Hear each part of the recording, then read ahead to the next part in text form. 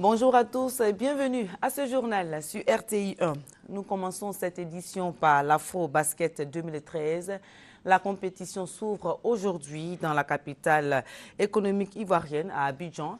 Elle s'annonce prometteuse avec des grandes équipes comme la Tunisie, championne d'Afrique 2011, et l'Angola, l'équipe la plus titrée du continent. Et puis, cette information, en bref, hier lundi, reprise des discussions sur l'apatridie à l'Assemblée nationale. Les travaux se sont ouverts en commission sur la lutte contre l'apatridie et les droits des apatrides. Les ministres des Affaires étrangères, Charles Kofi Dibi, et de la Justice, Nyenema Koulibaly, ont expliqué leur position devant les députés. Après la phase pilote du projet sur l'enseignement en langue maternelle dans les classes du primaire, le gouvernement veut passer à la phase d'élargissement de ce projet sur toute l'étendue du territoire national. Mais avant, il faut élaborer un curriculum et des stratégies pour la mise en œuvre du programme. On en parle avec Mamadou Kouassi. Introduire les langues maternelles dans l'enseignement scolaire, bientôt une réalité en Côte d'Ivoire. Après le succès de la phase expérimentale démarrée en 2001 dans 10 villages, le gouvernement veut vulgariser cette politique d'enseignement sur toute l'étendue du territoire national. Mais avant, l'on pense à l'élaboration des curricula de formation et la stratégie de l'enseignement en langue maternelle. L'école, c'est une formation intellectuelle et en même temps, c'est une acquisition de savoir. Mais nos enfants ont le double obstacle d'avoir une langue nouvelle à apprendre en même temps qu'ils ont un nouveau langage qui n'est pas le langage ordinaire de tous les jours à apprendre. On peut accéder au savoir et à la formation intellectuelle dans n'importe quelle langue, après transférer à d'autres langues. Les responsables du ministère de l'Éducation nationale et de l'enseignement technique soutiennent que l'introduction des langues maternelles va améliorer les résultats scolaires. Ça sera en Senufo, à Korogo, en Bété, à Gagnoua, à Nani, à Bengourou et en Koulango, à Bandoukou par exemple. Surtout en rural, où les élèves du CP, la maternelle d'abord, et le CP vont travailler totalement en langue. Ça ne sera pas imposé à tout le monde. Ce qu'on cherche surtout, c'est la qualité de l'enseignement. L'initiative du projet École intégrée va durer 4 jours. 4 jours qui permettront d'élaborer des stratégies et méthodes d'enseignement, et l'actualisation de l'orthographe et des manuels de formation. Des journées de consultation pour les malades de la cataracte. L'initiative est de la mairie du Plateau en collaboration avec l'ONG Light First. Ces journées de consultation ophtalmologique et de soins qui se tiennent à la mairie du Plateau sont entièrement gratuites. Emma Niamien. Ils n'auront pas à débourser un centime pour se faire soigner de la cataracte s'ils sont dépistés positifs. Et ce sont ces patients qui attendent d'être reçus par l'équipe médicale de l'ONG Light First. Le groupe Sahara International Côte d'Ivoire, en partenariat avec la mairie du Plateau et l'ONG Light First, ont décidé de contribuer à leur guérison. Pourquoi la cataracte? Parce qu'on s'est rendu compte que la vue, c'est très important. Quand on ne voit pas, c'est un peu difficile de pouvoir vaquer à ses occupations. Et pourquoi à partir de 40 ans? C'est parce qu'on s'est dit que ces personnes, à partir de 40 ans, on est dans le domaine actif. On est actif, on travaille et lorsqu'on n'a pas l'usage de ses yeux, c'est un peu difficile de pouvoir exercer. Il n'y a pas que la cataracte qui rend aveugle. Il y a aussi le glaucome, il y a les maladies de la rétine qui sont les complications du diabète, de la tension artérielle. Il faut faire un effort donc pour aller se faire voir les yeux, ne serait-ce qu'une fois dans votre vie quand vous avez déjà dépassé les 40 ans. On estime à 40 millions le nombre de personnes aveugles dans le monde, dont 20 millions de cas de cataracte. En Côte d'Ivoire, 150 000 personnes souffrent de la cataracte, un chiffre auquel s'ajoutent chaque année 10 000 nouveaux cas. La maladie est donc considérée aujourd'hui par l'État comme un véritable problème de santé publique. Pour cette campagne de consultation et de soins dans la commune du Plateau, au moins 150 personnes victimes de la cataracte seront gracieusement prises en charge.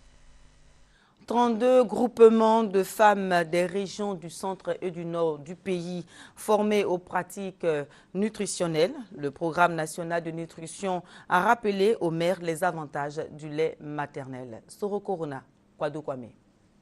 L'allaitement maternel exclusif est totalement adopté par les femmes en Côte d'Ivoire. Selon les résultats du ministère de la Santé et de la lutte contre le sida, 96% des enfants de moins de 6 mois sont allaités et plus de 96% des enfants de 9 à 11 mois sont encore au sein. Pour consolider ces acquis, Le programme national de nutrition vient de renforcer les capacités de 32 groupements de femmes des régions du centre et du nord du pays. Les femmes, elles sont ignorantes. Le sein tombé n'a rien à voir avec l'amour que l'on a pour son enfant. Je conseille à mes filles de donner le lait maternel aux enfants, aux bébés. 2 jours durant, ces mères ont été formées aux bonnes pratiques nutritionnelles. Elles ont eu des rudiments nécessaires sur les méthodes de conservation du lait maternel et les différentes positions à prendre pour allaiter leur bébé. Ces responsables des groupements des femmes ont été aussi instruites sur les avantages de la richesse du lait maternel. Ça crée les liens affectifs entre l'enfant et sa mère. Quand l'enfant, sa maman lui parle même, il peut l'écouter. Mais quand l'enfant est nourri au lait de vache, là, il a le comportement des vaches. Le programme national de nutrition a eu au cours de cette formation enseigné à ces femmes les techniques pour extraire le lait. Ce lait extrait peut être conservé dans un récipient fermé pendant 8 heures à température ambiante. Le ministère de la Santé et de la lutte contre le sida, par ces séances de formation et de sensibilisation, veut amener toutes les femmes ivoiriennes à faire de l'allaitement maternel exclusif une priorité. Réduit considérablement le taux des accidents de la route dans la région de Bouaké, c'est dans le centre de la Côte d'Ivoire, est l'objectif de la Direction régionale des transports. Une opération d'installation de nouveaux panneaux de signalisation a été initiée. Reportage Kader Sogodogo d'Erasouba Larsende. À Bouaké, capitale de la région de Bouaké, de nombreux accidents sont dus à l'inexistence et à la méconnaissance des panneaux de signalisation. Face à cette situation, la Direction régionale des transports décide de monter au créneau. Après de nombreuses campagnes de sensibilisation, elle vient de procéder, au cours d'une cérémonie, au lancement de l'opération planting de panneaux de signalisation dans la ville de Bouaké. Sako Ibrahima, directeur régional des transports de Bouaké, a tenu à rappeler l'importance des panneaux de signalisation et du permis de conduire dans le secteur du transport. En matière de sécurité routière, on est tous responsables. Et donc la vie, elle est surtout intéressante à vivre et non le contraire. Et surtout que le président de la République parle d'une émergence, alors qu'à Bouaké, avec tout ce qui se passe, comme accident de circulation, on a constaté que c'est pratiquement 95% des jeunes qui sont concernés. Alors, en l'an 2020, qui sera là pour l'émergence?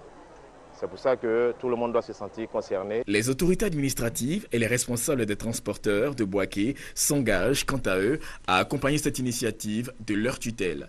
Nous allons tout faire pour nous mettre au travail, pour sensibiliser les conducteurs et même les piétons. Avec l'opération permis de conduire dans le mois de mars et le planting de panneaux qu'elle vient de lancer, la Direction régionale des transports de Bouaké veut mettre fin au taux croissant des accidents de circulation dans toute la région de Bouaké. La 10e édition du MABEF, marché des assurances, banques et établissements financiers, a été lancée récemment au plateau.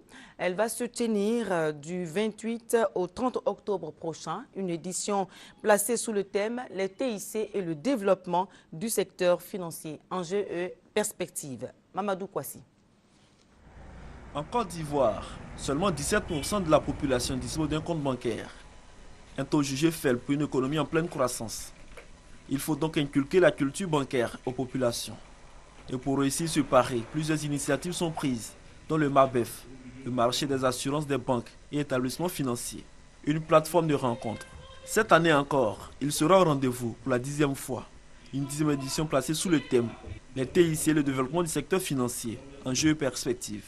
Toutes les transactions financières aujourd'hui se font simplement à l'aide des TIC. Vous avez un téléphone portable, vous pouvez faire un virement bancaire, vous avez un téléphone portable, vous pouvez payer vos factures d'eau, de courant. Donc il faut adapter la nouvelle donne à tout ce qui est finance. Une initiative saluée et encouragée par la RTI et les autres partenaires. Vous savez que la RTI se positionne comme un partenaire stratégique pour toute structure œuvrant dans le développement. Et on sait qu'autour de l'activité bancaire gravitent plusieurs activités qui concourent à l'émergence économique. Et donc, lorsqu'on met ces deux éléments en regard, la RTI ne pouvait qu'être un partenaire de choix. Pour bancariser toutes les populations de Côte d'Ivoire, nous avons besoin des vecteurs d'amplification. Et donc c'était une belle occasion pour nous de trouver un partenaire qui nous accompagnerait dans cette communication. La 10e édition du marché des assurances des banques et établissements financiers, MABEF, aura lieu du 28 au 30 octobre 2013 à Cocody. Dans le reste de l'actualité, en Égypte, les frères musulmans ne décollaient pas. Les manifestations pro-Morsi continuent malgré la répression de l'armée. Et dans la nuit du lundi au mardi, la police a arrêté le guide suprême de la confrérie des frères musulmans, Mohamed Badi. Une information donnée par la télévision d'État égyptienne et confirmée par le ministère de l'Intérieur. La justice égyptienne avait ordonné l'arrestation de Mohamed Badi pour incitation à la violence dès juillet, une semaine après la destitution de Morsi. Des experts des Nations Unies sont arrivés à Damas, en Syrie, le dimanche. Objectif, vérifier si des armes chimiques ont été utilisées dans le conflit syrien. Cette inspection intervient après l'acceptation par le gouvernement des modalités proposées pour la sécurité et l'efficacité de la mission. Les inspecteurs de l'ONU ont donc entamé leur enquête. Regardez. Enquêter sans accuser. C'est la mission de ces inspecteurs de l'ONU arrivés à Damas en Syrie dimanche. Ils sont chargés de déterminer si des armes chimiques ont été déployées pendant la guerre civile, sans chercher de responsables. Premier site à examiner, Khan al-Assal, près d'Alep. Bachar al-Assad accuse les rebelles d'y avoir tué 26 personnes à l'aide d'armes chimiques. Autre site potentiel, Homs, où l'armée aurait employé des gaz incapacitants contre les insurgés, et à Taïba, dans le sud. Depuis plusieurs mois, la communauté internationale soupçonne le régime syrien d'utiliser des armes chimiques. Les États-Unis en avaient même fait un motif d'intervention militaire.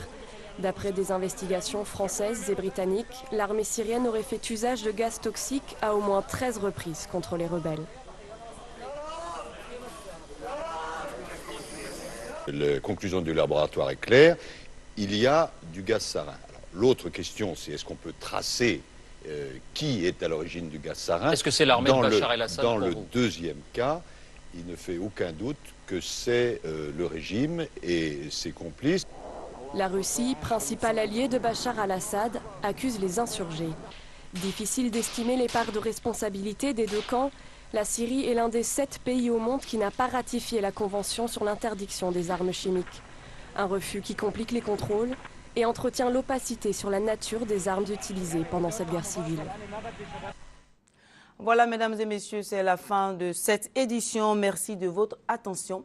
Restez connectés sur rti.ci pour plus d'informations.